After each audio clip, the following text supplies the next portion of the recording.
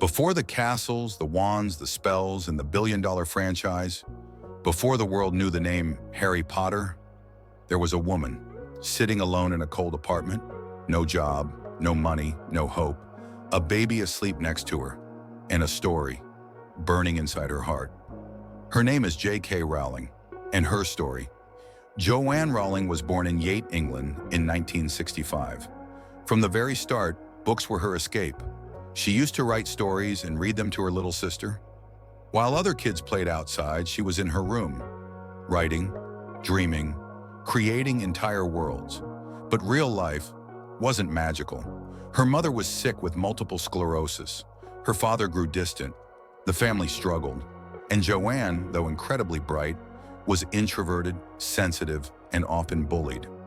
Were you ever told your dreams were too big, that you were too quiet, too weird, or just not enough? If so, keep watching. This story is for you. Joanne's adult life didn't go as planned. In her early 20s, her mother died. That grief shook her. She moved to Portugal to teach English. There she fell in love, got married, and then watched the marriage fall apart just a year later. She returned to the UK with her baby daughter Jessica in her arms. No job, no income, no support system. She was 28, alone, divorced, depressed, and living on government welfare. She has since admitted, "I was as poor as it's possible to be in modern Britain without being homeless." She was diagnosed with clinical depression. She often thought of suicide. But even in that darkness, she had a spark, a story, a boy wizard. An idea that wouldn't leave her alone is one of the greatest comebacks the world has ever seen. What if your rock bottom is the start of your greatest rise? J.K. Rowling began to write, not in a fancy study, but in local cafés. With her baby beside her in a stroller, she scribbled ideas on scraps of paper. She couldn't afford a computer, so she wrote by hand. Sometimes the heat in her flat was shut off, but the story kept her warm. She said, "The discipline involved in finishing a book was something that inspired me, especially when my life felt like it was falling apart." She wrote Harry Potter and the Philosopher's Stone in bits and pieces. It was slow, frustrating, but it was hers. If a broke single mother battling depression could write a global phenomenon, what's stopping you? She finally finished her manuscript. Excited, she mailed it to publishers and got rejected again and again and again. 12 publishers said no. One said children's books don't sell. Another, wizards are outdated. One even returned the pages without reading them. But she kept going, until one day Bloomsbury Publishing took a chance. Only after the CEO's 8-year-old daughter read the first chapter and demanded more. Would you keep going after 12 rejections? Would you keep going when no one believes in you? In 1997, Harry Potter and the Philosopher's Stone hit the shelves. The world went silent and then exploded. By 1998, the second book. 1999, the third. By 2000, a global phenomenon. The books broke records. The movies shattered box offices. Rowling became the first author to become a billionaire. But she gave away so much of her fortune to charity that she dropped off the billionaire list and didn't mind. She wasn't chasing money. She was chasing meaning. She created a universe.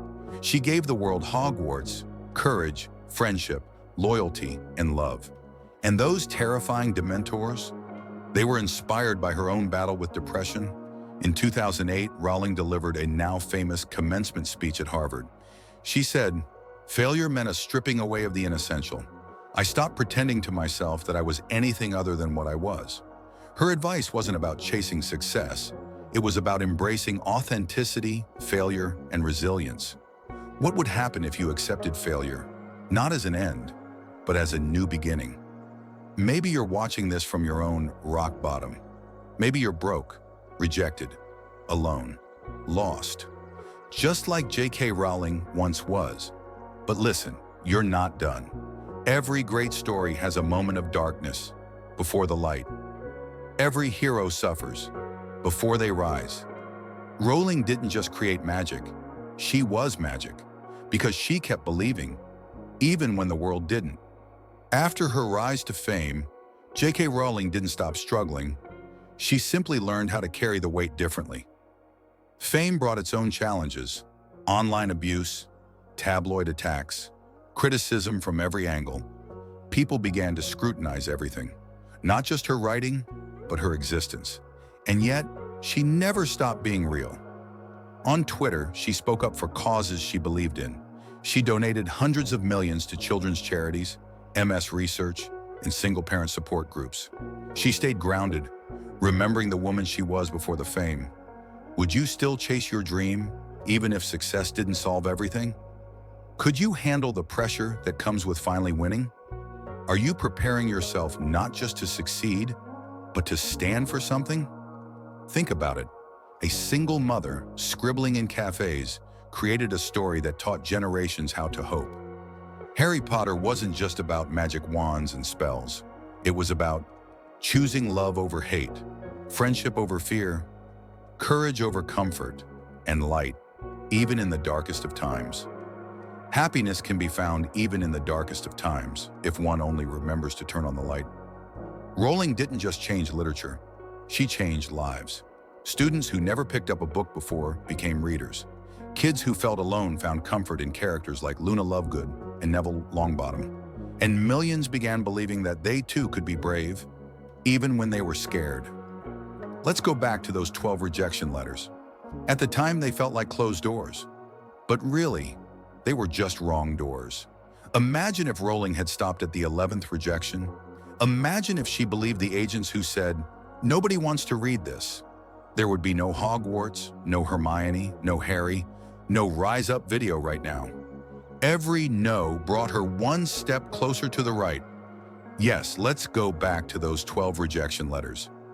At the time, they felt like closed doors, but really, they were just wrong doors. Imagine if Rowling had stopped at the 11th rejection. Imagine if she believed the agents who said, "Nobody wants to read this." There would be no Hogwarts, no Hermione, no Harry, no Rise Up video right now. Every no brought her one step closer to the right yes. So rise up, family, where we ask you, what's your story? What's the magic inside you waiting to come out? J.K. Rowling didn't have superpowers. She had no money, no connections, no miracles, just a pen, a vision, and the courage to keep going. So what do you have? You have ideas, you have fire, you have a story. Don't wait for perfect conditions. Don't wait for approval. Don't wait at all. Drop a comment below and tell us, what's your dream? What chapter are you writing in your life right now? And if this story moved you, share it, because someone else out there might need this message more than you know. Subscribe to Rise Up for more real, raw, and powerful stories of transformation, because the next success story might be yours.